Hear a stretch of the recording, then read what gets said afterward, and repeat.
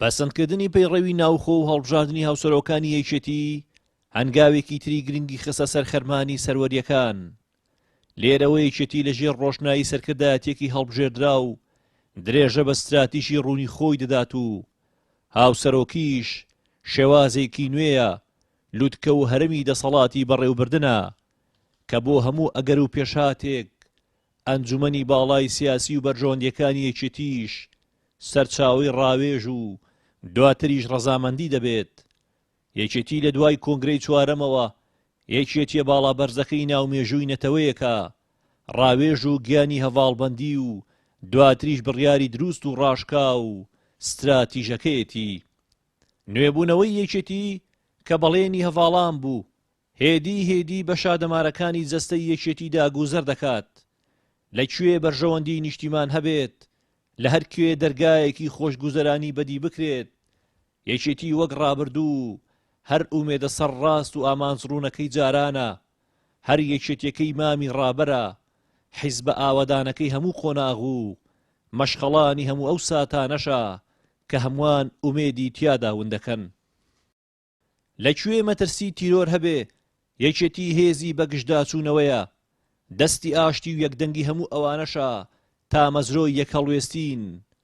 یەکێتی چرا هەڵگری ڕۆشنکردنەوەی ڕێگای سەختە و ڕێبواری هەمیشەیی کاروانی ئاوەدانیە. یەکێتی هێزی نوێی گەڕانەوەی هاوسەنگیە، ئیرادەی هەمیشەیی چاکسازی و هێزی لە بنەهاتوو سەرمەشقی مافی چارەنووس و شورای هەمیشەیی مافی مرۆڤ و یەکسانیە.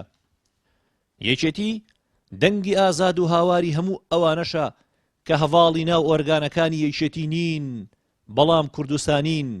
یەکێتی هیوا و ئومێد دەبەخشێت بە هەمووان، سای هەموو جیاوازیەکانە. بەهێزی یەکێتی بۆ کوردستانێکی بەهێزە، بۆ پارێزگاریە لە دەستکەوتەکان، بۆ بەزیندوهێشتنەوەی ئاڵای پیرۆزی کوردستانە، بۆ ڕێگریە لە هەرزانفرۆشی سامانی گشتی، بۆ کۆتایی جیاکاریە. بەهێزی یەکێتی سەرەتای سازان و دەستپێکی قۆناغێکە کە بەڕەنگی ئاڵی شەهیدان دروشمەکەی نەخشێندراوە و لێی نووسراوە. لە ڕابردوو سەربەرزانە خەباتمان کرد، لە ئێستادا دەستکەوتەکان دەپارێزین، داهاتووش لە دەستی ئێمەدایە. ئێستا یەکێتیەکان ئەوانەی لە کۆنفرانسی کۆمیتە و مەڵبەند و مەکتەبەکان هەواڵ نوێنەرەکانیان بۆ کۆنگرەی چوارەم دیاری کرد، بە ئومێدی ئەوەن ئەزموونی نوێ لە ناو بیر و ئەندێشەی کەسانی تری خاوەن ئەزمووندا وەک ڕابردوو ببێتەوە بازووی هێز و خوێندنگەی نوێبوونەوە. یەکێتی بە گیانی بەرزی هەواڵانەوە دەبێتە تۆمارێکی تری نوێ بۆ نەخشاندنی ڕێبازی پیرۆز. هونەر ڕەسوڵ، گەلی کوردستان.